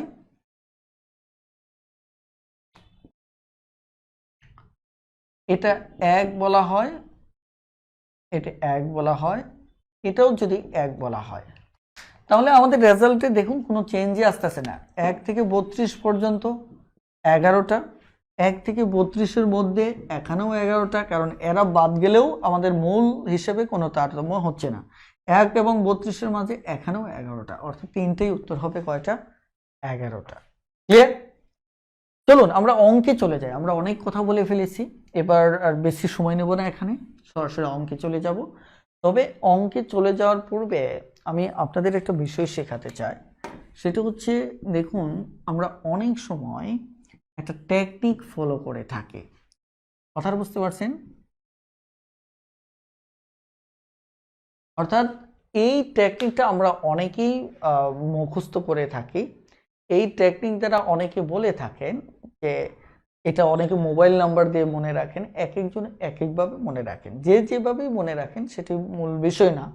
মূল বিষয় হচ্ছে কনসেপ্টটা একটু মাথায় রাখা, যে এর দ্বারা কি বোঝাচ্ছে। এই জিনিসটা আমি একটু কথা বলে দেই, যে এর দ্বারা মূলত আমাদের কি বোঝায়। এর দ্বারা মূলত দেখেন এই যে 4, এই 4 মানেটা হচ্ছে আমার যে 1 থেকে 10 পর্যন্ত সংখ্যা আছে, এর মাঝে 4টা মৌলিক সংখ্যা আছে, 1 2 3 4। দেখেন এটা যদি 1 থেকে 10 পর্যন্ত আমি হিসাব করি, তাহলে 1 থেকে 10 পর্যন্ত মৌলিক সংখ্যা কয়টা, 4টা। এই 4 মানে দেখেন এই 4টা মানে হচ্ছে আমি যদি 11 থেকে হিসাব করি, 1টা 2টা 2টা 3টা 4টা, অর্থাৎ 20 পর্যন্ত। অর্থাৎ এখানে আমি যদি বলি 11 থেকে 20 পর্যন্ত আমার মৌলিক সংখ্যা হচ্ছে কয়টা, 4টা। একইভাবে আমরা এই 2 দ্বারা কি বুঝবো, এই 2 দ্বারা বুঝবো যে 21 থেকে 30 পর্যন্ত মৌলিক সংখ্যা হচ্ছে আমার কয়টা, 2টা। হিসাব করে দেখেন, এই যে দেখেন এখান থেকে যদি শুরু করেন 30 পর্যন্ত যদি হিসাব করেন, তাহলে এই একটা, এই একটা, 2টা। তাহলে এইভাবে আমরা হিসাব করি, একটু দেখা যাক। 31 থেকে 40 আমাদের কত, 41 থেকে 50, 51 থেকে 60, 61 থেকে 70, 71 থেকে 80, 81 থেকে 90, 91 থেকে 100। ঠিক আছে, অর্থাৎ এই এক একটা 10 পর্যন্ত সংখ্যার মাঝে আমার একটাতে আছে 4 4 2 2 3 2 2 2 3 2 1। কথাটা ক্লিয়ার? এখন ঠিক আছে, এবার একটু খেয়াল করে দেখেন, এই টেকনিকটা এমন একটা টেকনিক, এটাও আমরা অনেকে বুঝতে পারি না। কথাটা ক্লিয়ার? কেন বুঝতে পারি না, কারণ আমরা কিন্তু এটা হিসাব করতেছি। দেখেন যেমন 1 থেকে 10 পর্যন্ত আমি যদি বলি যে এই প্রথম যে 4 আছে, এই 4 কার ঘরে আছে, 10-এর ঘরে। কার ঘরে, 10-এর ঘরে, তাই কিনা? এই 4টা, অর্থাৎ এই 4টা 2 নম্বর 4টা কতর ঘরে আছে আমাকে একটু কি বলবেন? যে 12 যদি বলি, দেখেন 11 থেকে 20 মানে কি, এর মাঝে 12 হবে, 13 হবে, 14 হবে, 15 হবে, অর্থাৎ এরা কার কোন গড়ের হিসেবে আছে, 11 থেকে 12-র মাঝে আছে এরা, তাই না? তাহলে আমাদের মৌলিক সংখ্যা হিসেবের ক্ষেত্রে আমাদের একটা কাজ করতে হবে, সেটা হচ্ছে খেয়াল করে দেখেন, আমি একটু অঙ্কে চলে যাই, তাহলে আপনাদের বুঝতে সুবিধা হবে। ঠিক আছে, একটা অঙ্কে চলে যাই, তাহলে আপনাদের বুঝতেটা সুবিধা হবে। কত নম্বর অঙ্কে যাওয়া যায়? আমরা 162 নম্বর অঙ্কটা দেখতে পারি। 162 নম্বর অঙ্কটা, 162 নম্বর অঙ্কে কি বলা হচ্ছে, যে 22 থেকে 72-এর মধ্যে কয়টি মৌলিক সংখ্যা আছে। 22 থেকে 72 এর মাঝে কয়টি মৌলিক সংখ্যা আছে। এখন এখানে এই সূত্রটা আপনি কিভাবে অ্যাপ্লাই করবেন, এই সূত্রটা অ্যাপ্লাইয়ের মেথডটা হচ্ছে, ভালো করে খেয়াল করে দেখেন যে প্রথমত আপনারা একটু কি কমেন্টে বলবেন যে এই 22টা কার গড়ে আছে, কোন রেঞ্জে আছে, রেঞ্জ কোনটা। দেখেন আমি রেঞ্জগুলোর নাম বলতেছি, এটা হচ্ছে 10 রেঞ্জ, এটা হচ্ছে 20 রেঞ্জ, এটা হচ্ছে 30-এর রেঞ্জ, এটা হচ্ছে 40-এর রেঞ্জ, এটা 50, 60, এটা হচ্ছে 70-এর রেঞ্জ, এটা হচ্ছে কত 80-র, এটা হচ্ছে 90-এর, এটা হচ্ছে 100 রেঞ্জ। আমি রেঞ্জ বলতে বোঝাচ্ছি 10 বলা মানে বুঝতে হবে 1 থেকে 10, 20-এর রেঞ্জ বলা মানে বুঝতে হবে 11 থেকে 20-এ, 30 বলা মানেই বুঝতে হবে 21 থেকে 30, 40 বলা মানে বুঝতে হবে 31 থেকে 40। আপনারা একটু কমেন্টে বলেন তো এই 22টা কোন রেঞ্জে আছে, এই একটা ওয়ার্ড দ্বারা প্রকাশ করেন, এই লাইনটার মতো 22 কোন রেঞ্জে আছে, দ্রুত একটু কমেন্টে জানিয়ে দিন। 22 কোন রেঞ্জে আছে, দ্রুত একটু কমেন্টে জানিয়ে দিন।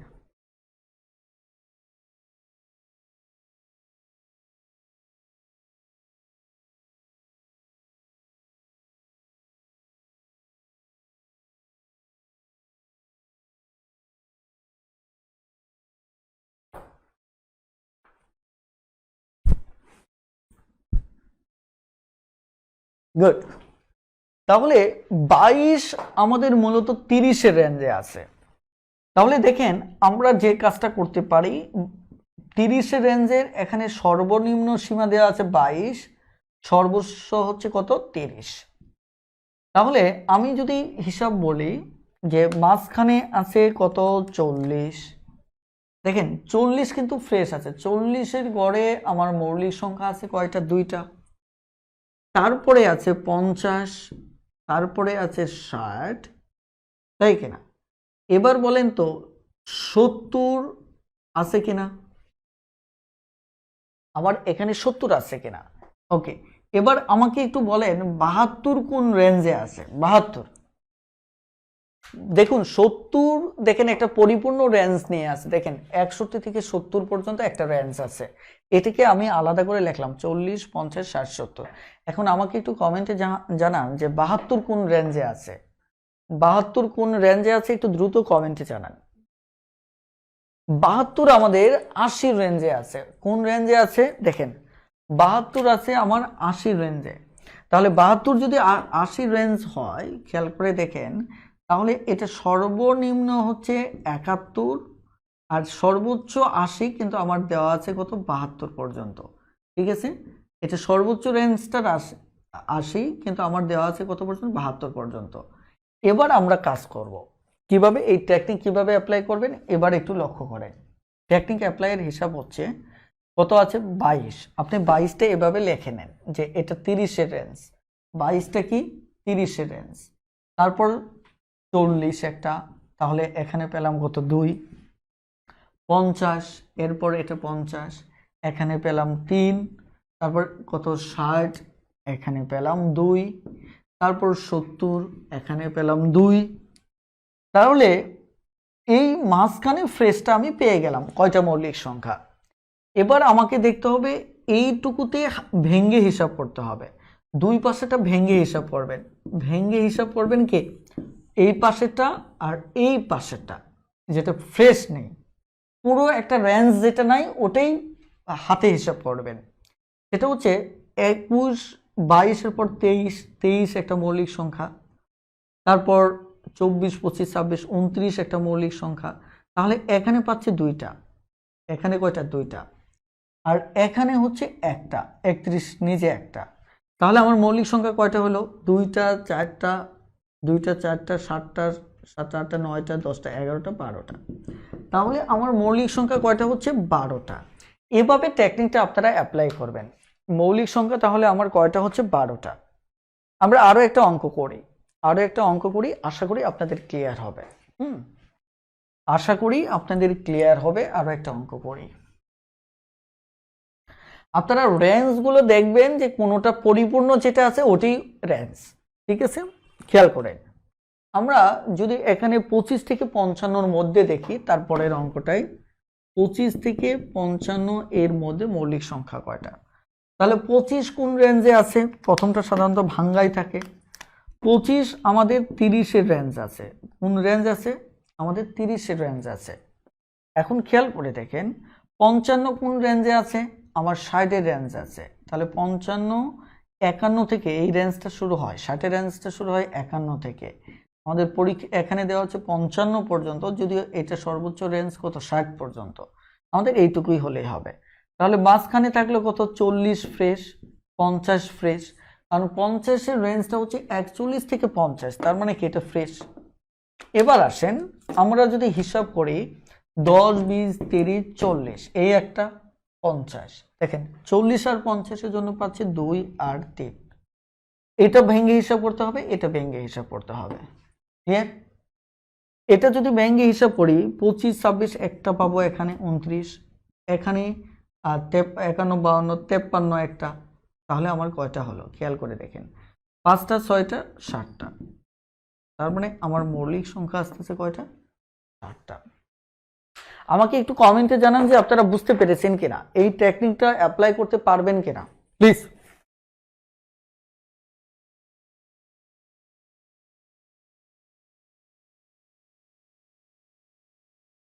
আমাকে একটু কমেন্টে জানান যে এটা পারবেন কিনা।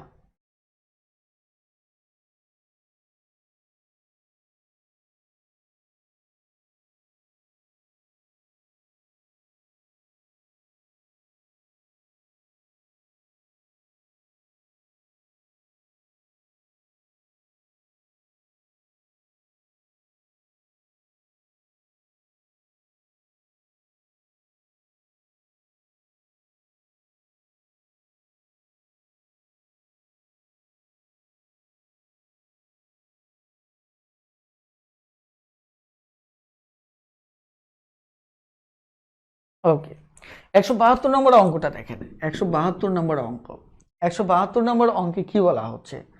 60 থেকে 80, 60 থেকে 80 এর মধ্যবর্তী বৃহত্তম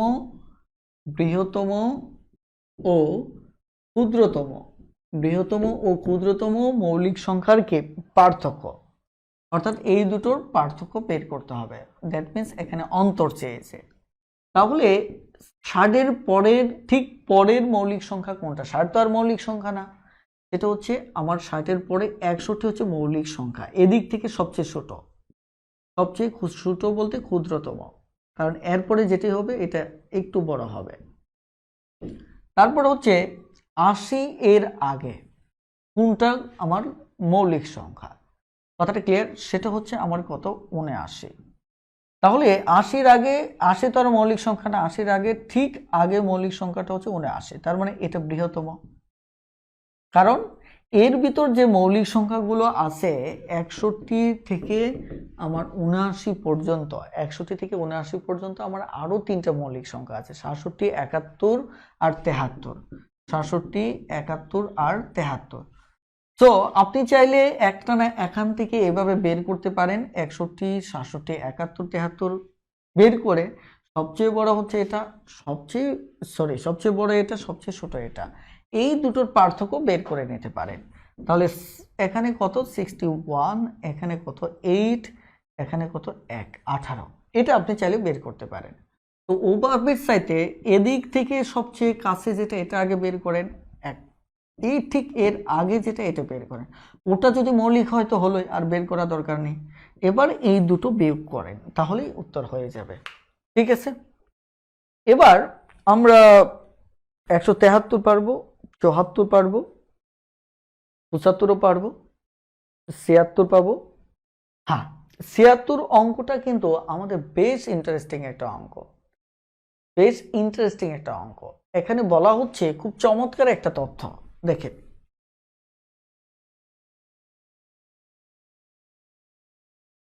এখানে বলা হচ্ছে 10 থেকে 60 পর্যন্ত, 10 থেকে 60 পর্যন্ত যে সংখ্যা রয়েছে এদের মৌলিক সংখ্যার একক স্থানীয় অঙ্ক যাদের নয়, মানে এমন মৌলিক সংখ্যা যাদের একক স্থানীয় অঙ্ক হবে কত 9, এইরকম যে মৌলিক সংখ্যাগুলো আছে 10 থেকে 60-এর ভিতর, 10 থেকে 60 এমন মৌলিক সংখ্যা যাদের একক স্থানীয় অঙ্কটা নয়। এখন বলা হচ্ছে এই কয়টা একক স্থানীয় অঙ্ক নয় এই মৌলিক সংখ্যাগুলোর সমষ্টি কত।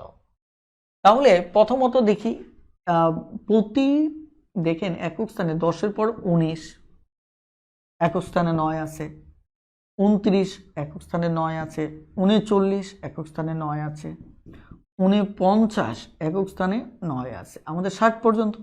তাহলে 59 একক স্থানে 9 আছে।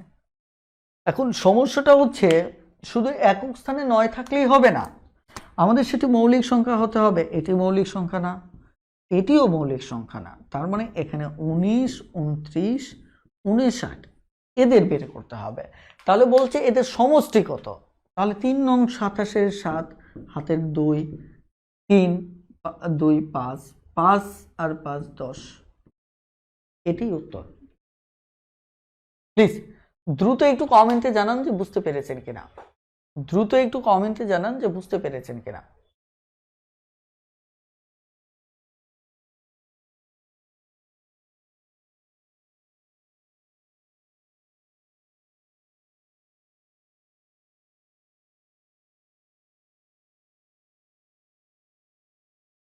এখানে আরো কয়েক টাইপের অঙ্ক আসে, যেমন 177 নম্বর অঙ্ক, এটা প্রায় আসে। প্রথম 9টি মৌলিক সংখ্যার গড় কত। প্রথম 9টা মৌলিক সংখ্যা যেগুলো আছে এগুলি যোগ করবেন, যোগ করে ওই কয়টা দিয়ে ভাগ করবেন। এরপরে দেখেন নিচের কোনটি প্রথম 5টি মৌলিক সংখ্যার গড়, তার মানে প্রথম 5টা মৌলিক সংখ্যা আপনি কি করবেন, যোগ করবেন। যোগ করার পর দেখবেন তাদের গড় যেটা অপশনের গড় মিলে যাবে। যেমন 2 3 5 7 11। এখন বলছে কয়টা, প্রথম 5টা, 1টা 2টা 3টা 4টা 5টা, এদের গড় কত, সরি 5 5 10, 10 আর 11 হচ্ছে আমাদের কত, 21 আর 7 28। তাহলে এখানে কয়টা, 28কে ভাগ করতে হবে, যেহেতু 5টার গড় চাইছে, কি চাইছে, আমার গড় চাইছে, তাহলে 5 দিয়ে, তাহলে 5 5 25 থাকে কত, সরি আলহামদুলিল্লাহ, এখানে কত, 3, 3-এর ভিতর যায় না দশমিক, এখানে 0 5 6 30, তাহলে এটি উত্তর হবে আমাদের গড়। ক্লিয়ার, অর্থাৎ অপশনে আমাদের উত্তর হবে খ নাম্বারটা। এই টাইপের অঙ্ক আসলে ইনশাল্লাহ আপনারা পারবেন, ইনশাল্লাহ আপনারা ট্রাই করবেন। এবার যে অঙ্কগুলো আছে এগুলি খুবই সহজ, জোড় বিজোড় সংখ্যা নিয়ে চলুন কথা বলা যাক। আমাদের এখন আর বেশি সময় লাগবে না, খুব শর্টকাটে শেষ করে ফেলবো। এখন জোড় সংখ্যা এবং বিজোড় সংখ্যার ক্ষেত্রে আমাদের একটু বেসিক ধারণা ক্লিয়ার থাকা উচিত।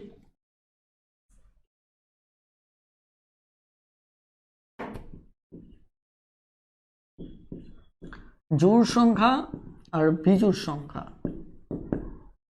এখন জোড় বিজোড় মানে আমি যদি বলি, এই প্রথমত হচ্ছে যদি আমি বলি ক্রমিক সংখ্যা, ক্রমিক এটা, আবার যদি বলি ক্রমিক জোড়, সরাসরি ক্রমিক সংখ্যা যদি বলি আমি,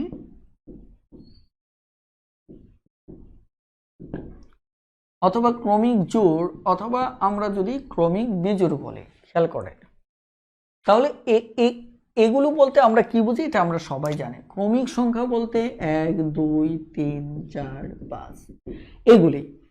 ক্রমিক জোড় বলতে যেমন 2 4 6 8 10 এরা। ক্রমিক বিজোড় বলতে 1 5 7 9 11। কথাটা ক্লিয়ার? ও এখানে আমরা 3 মিস করেছি, তাই না?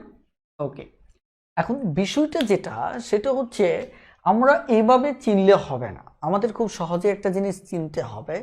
ধরে নেওয়ার ক্ষেত্রে আমাদের যে কোনো সংখ্যা, আপনাকে যদি বলি এখানে কয়েকটা ছাগল আছে, বিজোড় সংখ্যক ছাগল আছে, তাহলে পরবর্তী বিজোড় সংখ্যক কি হবে, জাস্ট এর সাথে আমার 2 যোগ করলেই ধরে নেব পরবর্তী বিজোড় সংখ্যক। এখন আমি কথাটা আবার বোঝাচ্ছি যে আপনি যাকেই বিজোড় বলবেন, যাকেই বিজোড় বলবেন, একটা বিজোড়ের সাথে আরেকটা বিজোড়ের পার্থক্য কত, 2, একটা বিজোড়ের সাথে আরেকটা বিজোড়ের পার্থক্য কত, 2। ক্লিয়ার? এখন যদি সাপোজ মনে করেন আমি 2x + 1, আমি বললাম এটা একটা বিজোড় সংখ্যা, তাহলে পরবর্তী বিজোড় কত? আপনাকে অঙ্কের চরিত্র বুঝতে হবে, চেহারা না। অঙ্কের চরিত্র বুঝতে হবে, চেহারা নয়। এখন আমি বলছি একটি বিজোড় সংখ্যা হচ্ছে এটা, কথাটা ক্লিয়ার? তাহলে পরবর্তী বিজোড় কত? তাহলে 2x + 1 এটাকে আমি বিজোড় বলছি। বিজোড় বলার অর্থ হচ্ছে এটা বিজোড়। এখন চেহারা কেমন সেটা ইম্পর্টেন্ট না। তাহলে পরবর্তী বিজোড় হতে গেলে আমার পরেরটার সাথে এটার পার্থক্য 2 হবে, তার মানে আমাকে 2 যোগ করতে হবে। তার মানে 2x + 3 এটা হচ্ছে পরবর্তী বিজোড়। ক্লিয়ার? এবার আমরা যদি বলি যে ঠিক আছে, এখানে এইভাবে যে কোনো অঙ্কই আমাদের আসতে পারে, কথাটা ক্লিয়ার? যে কোনো অঙ্কই আসতে পারে। এই কারণে আমি বলছি যে আমাদের ক্রমিক জোড় আর বেজোড় এ নিয়ে এর আগেও আমি কথা বলেছি, আজকে আর সময় নষ্ট করব না। তবে আমি মেইনলি যেটা বলতে চাই যে আপনার যে আমাদের যে পূর্ণ সংখ্যা আছে, এই পূর্ণ সংখ্যার দুটো দিক আছে। একটাকে ধনাত্মক পূর্ণ সংখ্যা বলি, আরেকটাকে ঋণাত্মক পূর্ণ সংখ্যা বলি। শূন্যের ডানে এরা হচ্ছে ধনাত্মক পূর্ণ সংখ্যা, আর শূন্যের বামে যারা এরা হচ্ছে আমার ঋণাত্মক পূর্ণ সংখ্যা। আপনাদের একটা তথ্য মাথায় রাখতে হবে যে ধনাত্মক দিকে যেমন আমার জোড় আছে, একইভাবে ঋণাত্মক দিকেও আমার জোড় আছে। ধনাত্মক দিকে যেমন আমার বিজোড় আছে, একইভাবে ঋণাত্মক দিকেও আমার কি আছে? বিজোড় আছে। এই জিনিসটা আপনাকে মাথায় রাখতে হবে, ঠিক আছে? এই ধনাত্মক দিকে জোড় থাকলে তখন আপনাকে বুঝতে হবে এটাকে ধনাত্মক জোড়, অথবা এখানে আমরা যুগ্ম বলতে পারি, অথবা ধনাত্মক জোড় সংখ্যা, তার মানে এই 2, 4 এরা। আবার যদি আমি বলি ধনাত্মক বিজোড়, ধনাত্মক বিজোড়, তার মানে আপনাকে এখানে বুঝতে হবে যে 1, 3 এরা। কথাটা এটাকে আমরা অযুগ্ম বলতে পারি, ঠিক আছে? এটা বলতে পারি। এখন যদি একইভাবে আমরা যদি এই পাশে বলি যে ঋণাত্মক জোড়, তাহলে এরা হচ্ছে কোনটা? এই 2, -4 এরা। কথাটা ক্লিয়ার?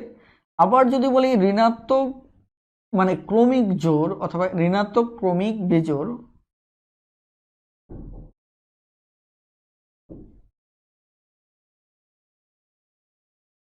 ঠিক আছে?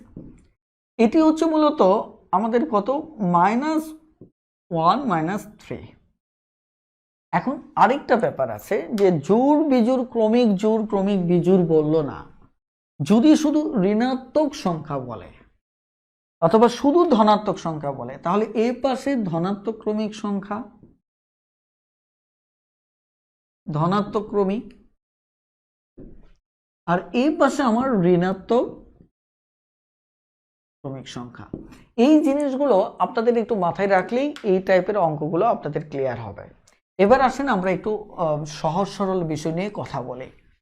ধরেন জোড় বিজোড় সংখ্যার সবচেয়ে সহজ যে বিষয়টা, আপনাকে যদি কোথাও জোড় বলা হয় অথবা কোথাও যদি যুগ্ম বলা হয়, তাহলে এই অঙ্কের টেকনিক হিসেবে আপনি সবসময় 2 চিন্তা করবেন। আমি একটা টেকনিক শেখাচ্ছি, খেয়াল করেন। যদি অঙ্কে বিজোড় বলা হয় অথবা অযুগ্ম বলা হয়, তাহলে এখানে আপনি 1 ধরবেন। কি ধরবেন? আপনি 1 ধরবেন। এটা সবসময় মাথায় রাখবেন, তাহলে ইনশাল্লাহ এখানকার অঙ্কগুলো আপনাদের হয়ে যাবে, ঠিক আছে? একটু ভালো করে খেয়াল করেন। আমরা সরাসরি অঙ্কে চলে যাচ্ছি। 180 নম্বর অঙ্কটা আমরা করব। 180 নম্বর এখানে বলা হচ্ছে, এখন অনেকে প্রশ্ন করতে পারেন জোড় বললে আমি 4ও ধরতে পারি, 6ও ধরতে পারি। হ্যাঁ, আপনি ধরতে পারেন, কিন্তু আমি কৌশলটাকে সহজ করার জন্য শুধু 2 এবং বিজোড় বলতে 1, 3, 5 যে কোনোটা ধরতে পারেন। আমি কৌশলকে সহজ করার জন্য আমি সবসময় 1 ধরার জন্য পরামর্শ দিচ্ছি। 180 নম্বর অঙ্ক দেখেন, এখানে বলা হচ্ছে x ও y উভয় বিজোড় সংখ্যা। x বিজোড়, রাইট? ওয়াই বিজোড়, এটি অঙ্কে বলা হচ্ছে। ঠিক আছে, এখন এই জায়গায় কি জানতে চাইছে সেটি খুবই গুরুত্বপূর্ণ। আমাদের জানতে চাইছে জোড় সংখ্যা নিচের কোনটা হবে। ঠিক আছে, জোড় সংখ্যা কোনটা হবে। এখন ক নম্বর যে অপশনটা দেওয়া আছে, ক নম্বর অপশনে বলা হচ্ছে X plus Y plus one. তারপর খ নম্বর অপশন দেওয়া আছে এক্স ওয়াই। গ নম্বর অপশন দেওয়া আছে আমার এক্স ওয়াই প্লাস টু, এবং তারপর ঘ নম্বর অপশন দেওয়া আছে আমার এক্স প্লাস ওয়াই। তাহলে এই জায়গায় আপনি কিভাবে সমাধানটা করবেন? সমাধান কিছুই না, আমি আপনাদের কি বলেছিলাম, যদি বিজোড় বলা থাকে তাহলে এখানে এক্স এর মান জাস্ট ওয়ান ধরবেন। এখানে ওয়াই কি বলছে, বিজোড় বলছে, তার মানে এখানেও আপনি কে ওয়ান ধরবেন। ঠিক আছে, আমি আরো একটু ক্লিয়ার করি। তাহলে এক্স সমান ওয়ান, ওয়াই সমান ওয়ান। এবার মান বসান, এখানে যদি মান বসান তাহলে ওয়ান ওয়ান ওয়ান, তাহলে 3 হচ্ছে, কিন্তু আমার চেয়েছে কি যোগ। এখানে মান বসান, 1 × 1, এটা 1 এটা 1, ক্যাচাল 1, এটাও হবে না। এখানে দেখেন এক্স এর মান 1, ওয়াই এর মান 1 প্লাস 2, তার মানে এটা 3, এটাও হবে না। তাহলে 1 প্লাস 1, তার মানে আমার কত 2, এটা হবে। ক্লিয়ার? আমার এটা হবে, কারণ আমার চেয়েছে কি নিচের কোনটা জোড়, তার মানে জোড় বলতে ঘ নাম্বারটা। আশা করি বুঝতে পেরেছেন। ক্লিয়ার? ওকে, আপনারা একটু তবু কমেন্টে জানান যে আসলে বুঝতেছেন কিনা। আমি তো একটানা কথা বলে যাচ্ছি আজকে। খুব দ্রুত একটু কমেন্টে জানান যে বুঝতে পেরেছেন কিনা।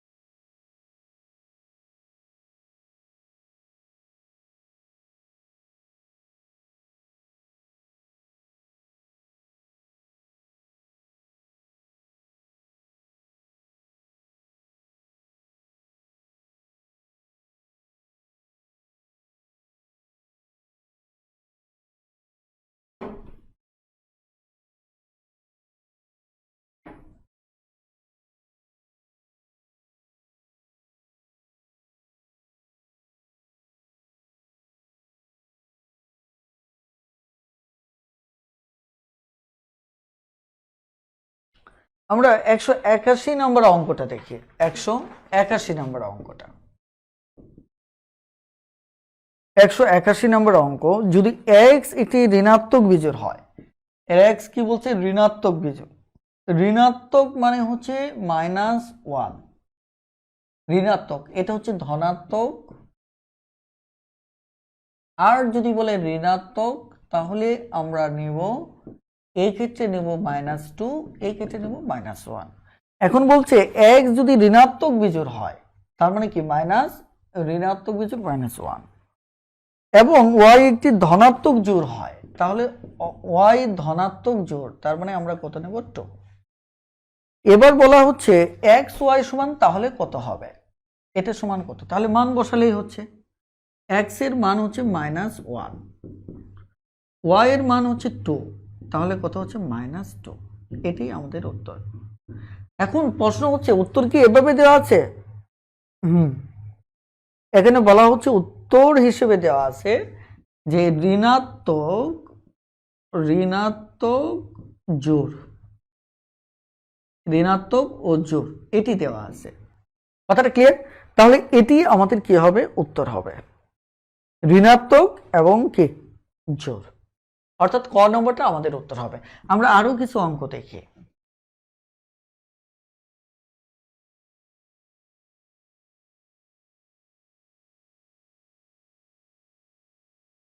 হ্যাঁ, এখানে আমরা এক্স ওয়াই এর মানটা যেহেতু আমাদের ক্যারেক্টার বলে দেওয়া আছে, এটা সত্য যে আমার তো আসলে এখানে কোনো মান নেই, তাহলে মানটা ধরবো কেন?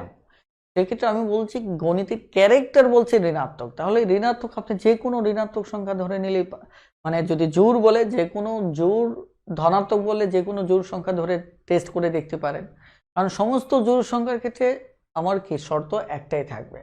একইভাবে বিজোড় সংখ্যার ক্ষেত্রে হলে, ধনাত্মক বিজোড় হলে যে কোনো বিজোড় সংখ্যা নিয়ে আপনি করতে পারেন। এই বিষয়গুলো জাস্ট, কথাটা ক্লিয়ার? অর্থাৎ সংখ্যার ক্যারেক্টার সব এক। এখন দেখেন, এবার যদি 182 নাম্বার আপনারা আরো কয়েকটা অঙ্ক দেখেন তাহলে আইডিয়া আরো ক্লিয়ার হবে। ঠিক আছে, দেখেন 182 নাম্বার কি বলা হচ্ছে। 182 বলা হচ্ছে যদি এ ও বি উভয়ে ধনাত্মক জোড় পূর্ণ সংখ্যা হয়, এ ও বি দুটোই কি হয়, ধনাত্মক জোড় পূর্ণ সংখ্যা। তার মানে ধনাত্মক জোড় পূর্ণ সংখ্যা মানে দুটোর মানই তাহলে 2 ধরতে পারে।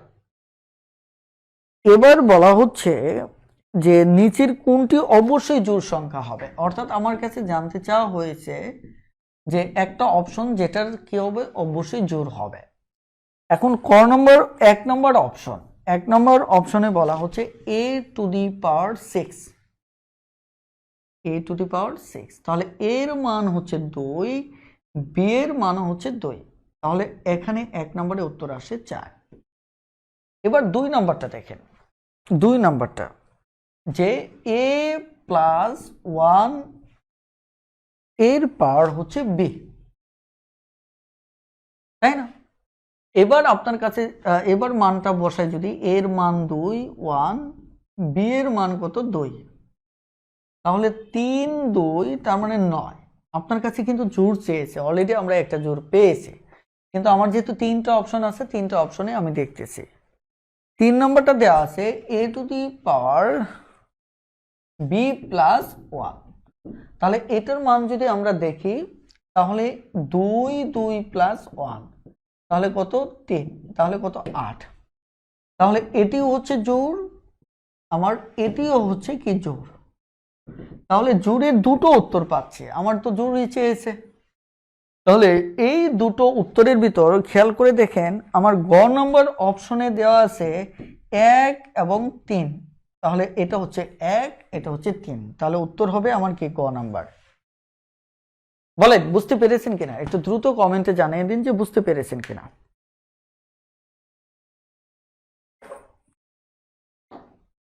খুব দ্রুত একটু কমেন্টে জানিয়ে দিন যে বুঝতে পেরেছেন কিনা।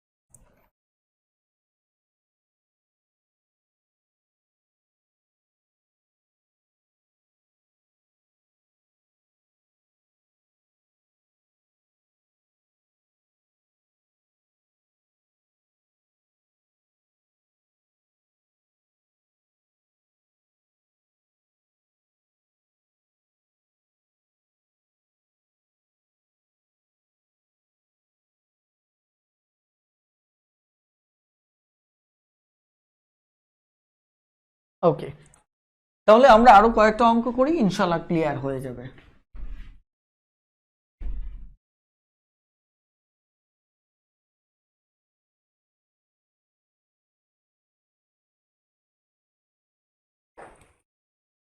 দেখেন 188 নম্বর অঙ্কটা দেখেন, 188 নম্বর, 188 নম্বর অঙ্কে বলা হচ্ছে m ও n দুটি ঋণাত্মক পূর্ণ সংখ্যা, তাহলে m এর মান ঋণাত্মক পূর্ণ সংখ্যা মানে আমি নেব -1।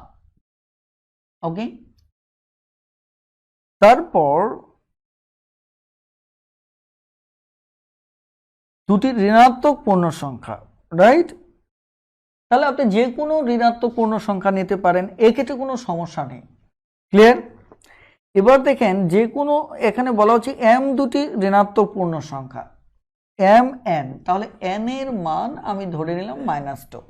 আমি আবারও বলছি, এখানে যেহেতু জোড় বেজোড় উল্লেখ করা হয় না, শুধু বলা হচ্ছে দুটি ঋণাত্মক পূর্ণ সংখ্যা, আর যেহেতু দুটি ঋণাত্মক পূর্ণ সংখ্যা এই কারণে আপনি যে কোনো দুটো ঋণাত্মক পূর্ণ সংখ্যা আপনি নিতে পারেন। অযুগ্ম দেখেন, আমি কিন্তু একটু আগে বলেছি বিজোড় যে কথা, অযুগ্ম একই কথা, আর জোড় যে কথা, যুগ্ম একই কথা। এটা একটু ভালো করে মাথায় রাখবেন। এই হচ্ছে সত্য, আর কিছু না। ঠিক আছে, ওকে। আমি যেটা বলতেছিলাম, তাহলে এবার আমরা দেখি ক নম্বর অপশনে কি দেওয়া আছে। এখানে প্রশ্নে চাইছে নিচের কোনটা সঠিক, তাহলে m প্লাস n শূন্যের সাথে ছোট দেখাচ্ছে, রাইট? তাহলে m প্লাস n শূন্যের সাথে ছোট কিনা আমরা দেখি। -1 একটা মান ধরেছি, আরেকটার মান -2 ধরেছি। তাহলে দেখি এখানে কত, -1 -2, দেখেন আমার এখানে আছে -3। -3 কিন্তু আমার কি শূন্যের সাথে, দেখেন যদি আপনার এরকম ক্যারেক্টার থাকে, শূন্যের এখানে -1 -2 -3 যে কোনো মাইনাস সংখ্যায়, যেমন -1 ধরেন, 2 ধরেন, 3 ধরেন, এগুলি সব এই পাশে যা আসবে এগুলি শূন্যের চেয়ে কি ছোট, আর এই পাশে যারা আসবে এরা কি শূন্যের চেয়ে বড়। তার মানে আসছে কি -3, তার মানে শূন্যের চাইতে ছোট। এই অপশনটা ঠিক আছে, অর্থাৎ শূন্যের চাইতে ছোট এই দুটোর যোগফল।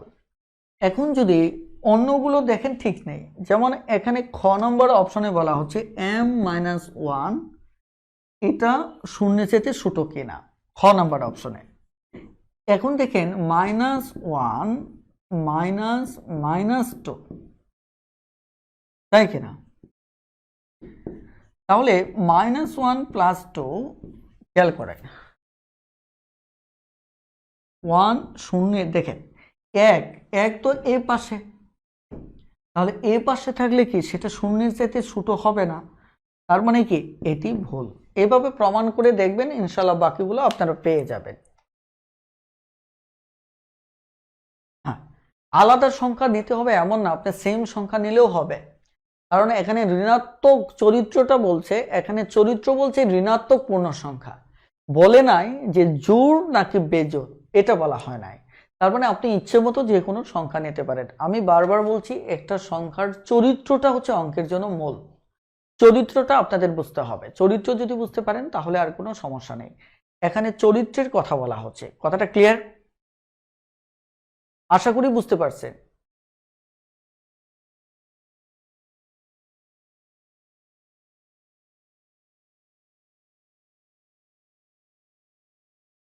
ওকে, এখন খেয়াল করে দেখেন যে মোটামুটি ভাবে এখানে অঙ্কগুলো পারবেন। আমি আরেকটা অঙ্কে চলে যাচ্ছি, 189 নম্বর অঙ্ক। 189 নম্বর অঙ্ক,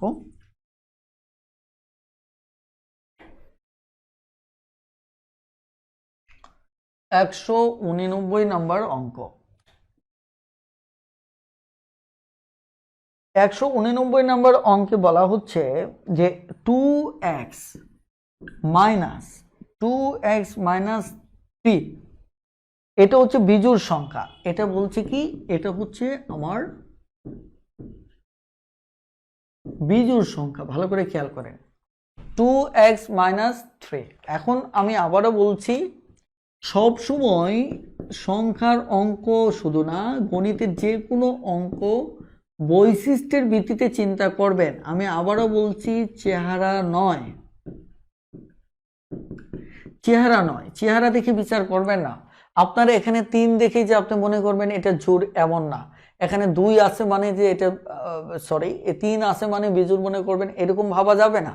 এখানে 2 আছে মানেই দেখা যাচ্ছে আপনি মনে করবেন এটা জোড়, এটা ভাবা যাবে না। এখন এখানে কি বলা হচ্ছে, যা বলা হচ্ছে সেটাই সত্য, এটা চেহারাটা যাই হোক, কথাটা ক্লিয়ার? বলা হচ্ছে এটা বিজোড়, আপনাকে বিশ্বাস করে নিতে হবে যে এটি বিজোড়, অন্য কোনো চিন্তা করা যাবে না।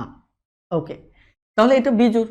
তাহলে আমাকে এই প্রশ্নে বলা হচ্ছে পরবর্তী জোড় সংখ্যা কত। আপনারা বলেন তো, 3 যদি বিজোড় হয়, এর পরবর্তী জোড় কত হবে? পরবর্তী জোড় কত হবে একটু কমেন্টে জানান। ধরেন আমি ধরে নিলাম 3 হচ্ছে বিজোড়, 3 বিজোড়, আপনারা একটু বলবেন এর পরবর্তী জোড় কত হবে, খুব দ্রুত একটু কমেন্টে জানান এর পরবর্তী জোড়টা কত হবে, দেখি পারেন কিনা।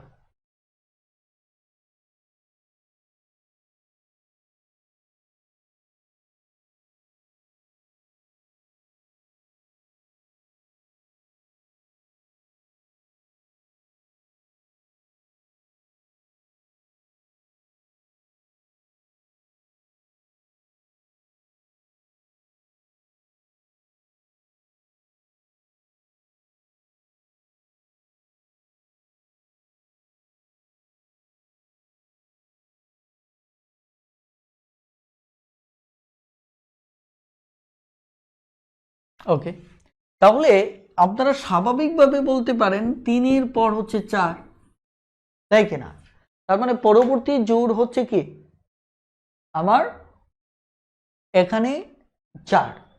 এখন এইভাবে আপনাকে চিন্তা করা যাবে না, আপনাকে চিন্তা করতে হবে, ভালো করে খেয়াল করেন এখানে চরিত্রটাকে, চরিত্র হচ্ছে যদি আমি 1 যোগ করি, ঠিক আছে, তাহলে পরবর্তীটা আসবে।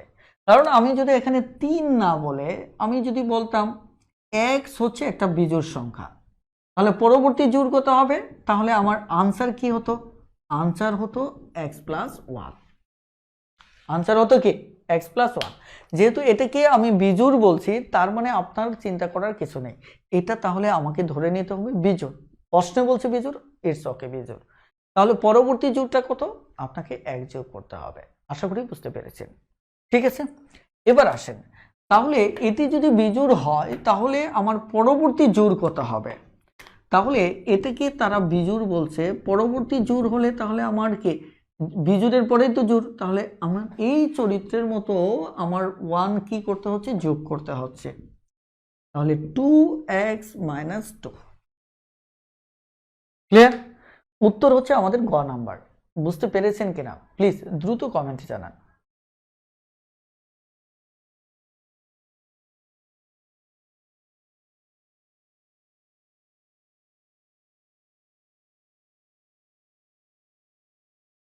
খুব দ্রুত কমেন্টে জানান যে বুঝতে পেরেছেন কিনা।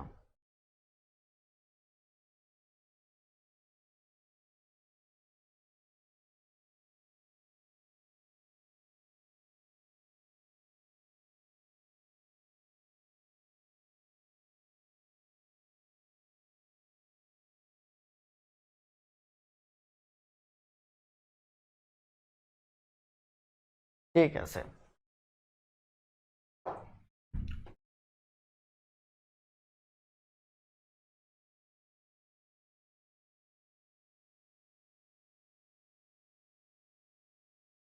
আমাদের 190 নাম্বার একটা অঙ্ক দেখবো, 190 নাম্বার অঙ্ক, যে যদি 3x + 1 3x + 1 বলা হচ্ছে এটি যদি বিজোড় সংখ্যা হয়, অর্থাৎ তাদের দাবি হচ্ছে এটাকে যদি আপনি বিজোড় সংখ্যা হিসেবে ধরেন তাহলে দেখা যাচ্ছে পরবর্তী বিজোড় কত হবে, অর্থাৎ পরবর্তী বিজোড় কত হবে, পরবর্তী বিজোড়টা বের করতে হবে। আমরা জানি 1 যদি একটা বিজোড় হয়, পরবর্তী বিজোড় 3, এখানে আমাকে 2 যোগ করতে হবে, ক্লিয়ার? তার পরবর্তীটা 5, তার মানে এখানেও আমাকে 2 যোগ করতে হবে। তাহলে বৈশিষ্ট্যটা কি, বৈশিষ্ট্যটা আমাদের খুবই ইম্পর্টেন্ট। বৈশিষ্ট্য হচ্ছে যে এক বিজোড় থেকে আরেক বিজোড় পেতে গেলে আমাকে 2 যোগ করতে হবে। তাহলে এই বিজোড় থেকে আমি যদি পরবর্তী বিজোড় পেতে চাই, পরবর্তীটা যদি পেতে চাই তাহলে আমাকে এখানে কি করতে হবে, 2 যোগ করতে হবে। তাহলে 3x + 3, এটি আমাদের উত্তর। যদি অঙ্কটা এভাবে না দিয়ে তারা কমন নিয়েছে, কিভাবে 3 কমন নিলে x + 1, অর্থাৎ এই অবস্থায় দিয়েছে, তাহলে এটি আমাদের উত্তর। এরপরে দেখেন 191 নম্বর অঙ্কটা, আশা করি এগুলি আপনারা এখন পারবেন, 191 পারবেন। এখানে বলা হচ্ছে x - 5 একটি জোড় পূর্ণ সংখ্যা, তবে পরবর্তী জোড় ক্রমিক কত। একটা জোড়েরটা দেখি, জোড়েরটা কেন দেখবো, দেখেন এটা চেহারা দেখে আপনার কাছে মনে হবে এটা তো বিজোড় বিজোড় চেহারা, তাহলে জোড় বললো কেন। আমি বলছি কি চেহারা দেখবেন না, বৈশিষ্ট্য দেখবেন। এখানে বলা হচ্ছে x minus five, x minus five, এটা কি দাবি করছে এটা জোড় সংখ্যা। কিন্তু আপনি এটা দেখে যদি বলেন দেখতে তো 5 লাগতেছে, তার মানে বিজোড় না বলে জোড় বলছে কেন, এটা বাদ দিতে হবে। এখন প্রশ্নের চরিত্র বলছে এটা জোড়, তার মানে আমরা ধরে নিলাম এটা জোড়। তাহলে বলছে পরবর্তী জোড় ক্রমিক কোনটা, তার মানে এর পরেরটা বের করতে হবে, পরবর্তীটা, পরবর্তী জোড়টা বের করতে হবে। ঠিক আছে, পরবর্তী জোড় বের করতে হবে। তাহলে আমরা জানি এক জোড় থেকে আরেক জোড়ে পৌঁছতে গেলে আমার 2 যোগ করতে হবে, এখান থেকে আরেক জায়গায় পৌঁছতে গেলে আমার 2 যোগ করতে হবে, তাই কিনা? এটি যদি হয়, খেয়াল করে দেখেন যে এই জায়গায় তাহলে আমি যদি 2 যোগ করি, দেখেন এক্স মাইনাস ফাইভ, এখানে যদি 2 যোগ করি তাহলে আমার পরবর্তী জোড়টা পেয়ে যাচ্ছে। তাহলে আমার কত হচ্ছে এক্স মাইনাস থ্রি, এটি আমাদের উত্তর। এবার একটু কমেন্টে জানান যে বুঝতে পেরেছেন কিনা। 192 নম্বর অঙ্কটা দেখেন, খুব দ্রুত কমেন্টে জানান যে বুঝতে পেরেছেন কিনা।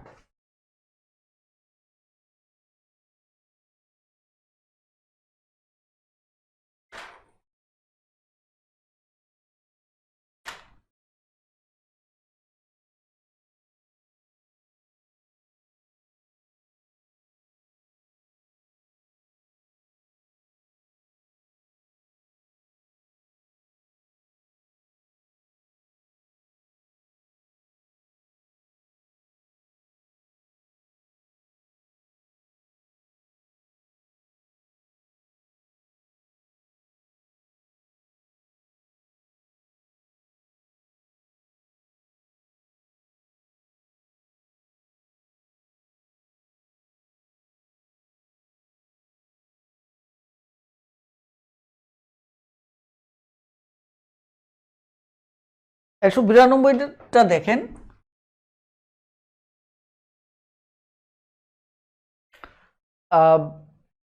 আর 5 মিনিট থেকে 10 মিনিট সময় নিলেই হয়ে যাবে। অথবা আরেকটা কাজ হতে পারে, আমি এই অংশটুকুর জন্য একটা ভিডিও আপনারা চাইলে আমি গ্রুপে দিয়ে দিতে পারি যদি অনেক বেশি পেইন হয়। কিন্তু আমাদের এই অধ্যায়ের উপর আর নতুন করে ক্লাস হবে না, আমাদের প্রবলেম সলভ ক্লাস হবে। ঠিক আছে, তো আপনারা হয়তো আমাকে আর কয়েক মিনিট সময় দিলেই আমি একটা সামারি করে আলোচনাটা শেষ করে দিচ্ছি। হ্যাঁ, অল্প একটু আছে, এরপরে যদি কোনো সমস্যা থাকে প্রবলেম সলভিং ক্লাসে আপনারা একটু দেখে নেবেন। ওকে, দেখেন 192 নম্বর অঙ্ক। 192 নম্বর অঙ্ক, এখানে বলা হচ্ছে 5টি পূর্ণ সংখ্যার গুণফল যদি বিজোড় হয়। আপনারা একটা জিনিস মনে রাখবেন, যত বিজোড় আপনি গুণ করবেন রেজাল্ট সবসময় বিজোড় হবে। বিজোড়ের সাথে বিজোড়, 1টা 3টা 5টা 7টা যত বিজোড় গুণ করবেন, বিজোড়ের সাথে বিজোড় গুণ করলে সবসময় রেজাল্ট কি হবে, বিজোড় হবে। এই কথাটা যদি ক্লিয়ার হয়, ধরেন 1-এর সাথে 3 গুণ করলেন, দেখেন রেজাল্ট বিজোড়। 1-এর সাথে দেখেন আরো 5 গুণ করলে দেখেন রেজাল্টটা কি, বিজোড়। ক্লিয়ার? 1-এর সাথে 5 7 আরো গুণ করলেন, তাই কিনা? তাহলে আমার কত হচ্ছে,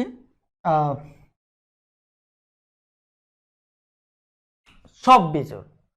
অর্থাৎ বিজোড়ের সাথে বিজোড় গুণ করলে সবই বিজোড়। এখন বলা হচ্ছে যে 5টা পূর্ণ সংখ্যার গুণফল যদি বিজোড় হয় তাহলে বুঝতে হবে প্রত্যেকটাই বিজোড়, 5টাই বিজোড়। কারণ এর ভিতর যদি ভুলেও একটা জোড় আপনি গুণ করে ফেলেন, একটা জোড় গুণ করে ফেলেন, দেখেন রেজাল্টটা জোড় হয়ে যাবে। এখানে 3টা আছে না, আপনি একটা মিনিমাম গুণ করেন, দেখেন রেজাল্টটা জোড় হয়ে যাচ্ছে। কথাটা ক্লিয়ার? অর্থাৎ বিজোড় গুণফল হতে গেলে প্রত্যেকটাই বিজোড় হতে হবে। তার মানে 5টা পূর্ণ সংখ্যার গুণফল যেহেতু বিজোড়, তার মানে সবকটাই বিজোড়। ওকে, এবার আসুন আমরা মূলদ অমূলদ সংখ্যার আলোচনায় যাই। মূলদ অমূলদ সংখ্যার আলোচনা যাই, খুবই অল্প সময়ে আমি কথা বলবো। আসলে মূলদ সংখ্যা বলতে আমরা কি বলি, যেমন খেয়াল করে দেখেন, যত স্বাভাবিক সংখ্যা আছে শূন্যর পর যে সংখ্যাগুলো, এদেরকে আমরা কি বলি, স্বাভাবিক সংখ্যা। এদেরকে আমরা কি বলি, স্বাভাবিক সংখ্যা বলি। যদিও স্বাভাবিক সংখ্যা, 1 মিনিট, এখানে একটা প্রিভিয়াস কোশ্চেন ছিল। যে এটা দেখবেন একদম 8 নম্বর একটা অঙ্ক ছিল, স্বাভাবিক সংখ্যার ক্ষুদ্রতম সদস্য কোনটি? 1। এটি হচ্ছে আমাদের সবচেয়ে ক্ষুদ্রতম সদস্য স্বাভাবিক সংখ্যার, ঠিক আছে। তার মানে 1-এর 0-এর চাইতে বড় এরা সবাই হচ্ছে কি স্বাভাবিক সংখ্যা, স্বাভাবিক সংখ্যা। মনে রাখবেন যে স্বাভাবিক সংখ্যা, এই যে কোনো স্বাভাবিক সংখ্যা হচ্ছে আমাদের মূলদ সংখ্যা, অর্থাৎ এই শূন্য সহ, এটি সহ, শূন্য সহ সকল স্বাভাবিক সংখ্যা হচ্ছে আমার মূলদ সংখ্যা। কি সংখ্যা? মূলদ সংখ্যা। মূলদ সংখ্যার ক্ষেত্রে সবচেয়ে মজার তথ্য হচ্ছে এদিকে রেশিও আকারে, মানে অনুপাত আকারে প্রকাশ করা যায়। কি? অনুপাত বা ভগ্নাংশ আকারে প্রকাশ করা যায়। অনুপাত বা ভগ্নাংশ আকারে প্রকাশ করা যায়। কিভাবে? দেখেন, আমি যদি বলি 2কে ভগ্নাংশ আকারে আমি প্রকাশ করতে পারবো। কিভাবে? যেমন 2, আমরা জানি কোনো সংখ্যার 2কে আমি এভাবে লিখতে পারি। এই 2 যে কথা, এটি একই কথা। সাধারণত এই কারণে আমরা অনেক সময় বলে থাকি যে কোনো সংখ্যার হর সবসময় 1 থাকে। বিশেষ করে আমরা যখন এই টাইপের অঙ্ক করতাম তখন স্যারেরা আমাদের শৈশবে বোঝাতো এটা মনে মনে 1 আছে, কারণ এর নচেত আমরা এটা মানে হিসাব করতে পারতাম না। কথাটা ক্লিয়ার? তাহলে সেই জায়গাটা থেকে ভালো করে খেয়াল করে, সেই জায়গাটা থেকে এখানে এই যে এটিকে আমি এইভাবে লিখতে পারি। এটা কি এই চেহারা দেখে আপনার খারাপ লাগতেছে? আপনি এখানে একটা উভয় পক্ষকে একটা সংখ্যা দ্বারা গুণ করেন। এটি কি? যেমন 1 এর সাথে 5 গুণ করে, উভয় পক্ষকে গুণ করলে উপরটা হচ্ছে 10, নিচেরটা 5। দেখেন তো, এই যে 10কে 5 দিয়ে ভাগ করলে কত? 2। তার মানে এই 2 যে কথা, এটি একই কথা। তার মানে কি? এটি ভগ্নাংশ আকারে প্রকাশ পেল। কি আকারে প্রকাশ পেল? ভগ্নাংশ আকারে প্রকাশ পেল। কথাটা ক্লিয়ার? এই কারণে আমাদের ভগ্নাংশ আবার কি আছে, যেমন এটা অপ্রকৃত ভগ্নাংশ, অপ্রকৃত ভগ্নাংশ। আবার প্রকৃত ভগ্নাংশ আছে, যেমন আমি যদি এটা লিখি এটা প্রকৃত ভগ্নাংশ। আবার আমাদের আছে কত? আমাদের মিশ্র ভগ্নাংশ। অর্থাৎ ভগ্নাংশ চ্যাপ্টারে আমরা এই ব্যাপারগুলি বিস্তারিত কথা বলবো। তাহলে প্রকৃত ভগ্নাংশ কি? তার লবটা ছোট, হরটা বড়। অপ্রকৃত কি? তার উল্টাটা, লবটা বড়, হরটা ছোট। মিশ্র কি? যেখানে পূর্ণ সংখ্যাও আছে, অর্থাৎ 1 2 3 4 5 এটাও আছে, আবার ভগ্নাংশও আছে। দুটো সংখ্যা, পূর্ণ সংখ্যা প্লাস ভগ্নাংশ মিলে হয় মিশ্র ভগ্নাংশ। তাহলে প্রকৃত ভগ্নাংশ হোক, অপ্রকৃত ভগ্নাংশ হোক এবং মিশ্র ভগ্নাংশ হোক, সবাই মূলদ সংখ্যা। কথাটা ক্লিয়ার? আর মূলদ সংখ্যার আরো একটি গুরুত্বপূর্ণ ক্যারেক্টার হচ্ছে, সেটি হচ্ছে আপনি যে কোনো মূলদ সংখ্যার ক্ষেত্রে যদি যেমন দশকের পর যদি ঘর সংখ্যা সীমিত থাকে, কি থাকে? সসীম পর্যন্ত থাকে, তাহলে সেটিও আমাদের মূলদ সংখ্যা, সেটিও আমাদের কি? মূলদ সংখ্যা। যেমন আমি 2.57 লিখলাম, এর দশমিক, এই দশমিকের পর আমার গড় কয়টা? 2টা। আমার 10টা থাকলো, 10টা 5টা ধরেন 20টা পর্যন্ত থাকলো, তারপরেও এটি কি? মূলদ সংখ্যা। এটি মূলদ সংখ্যা, কারণ ধরেন আমি 2.5 ধরলাম, এটা কি ভগ্নাংশ আকারে লেখা যায়? 25 দশমিকের পরিবর্তে 1 0। তার মানে কি? দশমিকের পর যদি সসীম পর্যন্ত গড় থাকে তাহলে সেটি মূলদ সংখ্যা। এখন প্রশ্ন হচ্ছে, দশমিকের পর যদি অসীম পর্যন্ত গড় থাকে তাহলে কি সেটা মূলদ সংখ্যা? এখানে দুটো অপশন। আমি আবারও বলছি, দশমিকের পর সসীম পর্যন্ত গড় থাকলে মূলদ সংখ্যা, সসীম পর্যন্ত মানে একটা নির্দিষ্ট সংখ্যা পর্যন্ত গড় থাকলে মূলদ সংখ্যা। তাহলে কথা আসে, অসীম পর্যন্ত থাকলে কি তাহলে সেটা মূলদ সংখ্যা? সেখানে মূলত হতে পারে, অমূলত হতে পারে। কিভাবে?